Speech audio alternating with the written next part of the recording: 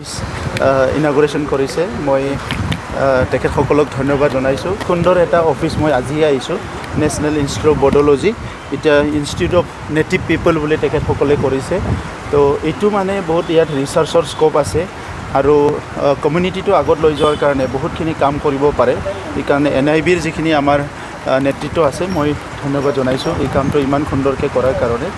কি কৈছে নেক্সট ইলেকশ্যনটো বহুত ধুনীয়া হ'ব, বহুত বেষ্ট ইলেকশ্যন হ'ব মোৰ এনেকুৱা লাগিছে। গতিকে যিসকলে আমাক সহায় কৰিছে মই ধন্যবাদ জনাইছোঁ।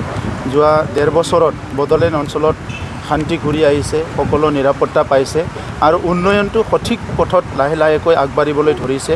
বহুত সংস্কাৰমূলক কাম হৈছে, এইবিলাক লৈ পেলাই বহুতে ছেটিছফাইড হৈছে আৰু সেইকাৰণে আমালৈ বহুতে কথা পাতিছে। তো এই বাই ইলেকশ্যনত কোনো কণ্টেষ্ট নাথাকিব, এই বাই ইলেকশ্যনটো সুন্দৰকৈ পাৰ হৈ যাব।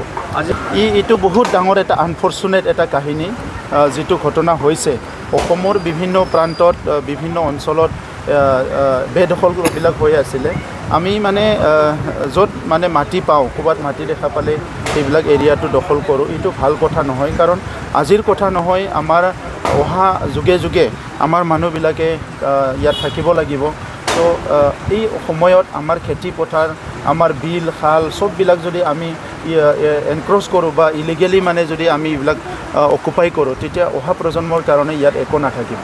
তো সেইকাৰণে মই সকলোকে অনুৰোধ কৰোঁ যে বেদখল কৰিব নালাগে আৰু যিবিলাক ভাইলেঞ্চবিলাক আজি যিটো মাত্ৰাত কৰি আছে এইটো ভাল কথা নহয়। ভাইলেঞ্চৰ আমি সহায় ল'ব নালাগে, কোনো কাৰণত এইটো হ'ব নালাগে আৰু সকলো মিলিজুলি অসমত থাকিব লাগে। কাৰণ অসমৰ ইতিহাসটো চালে যোৱা 50 বছৰত অকল আমি সংঘাত প্ৰতিঘাত সেইবিলাকে দেখিবলৈ পাইছোঁ।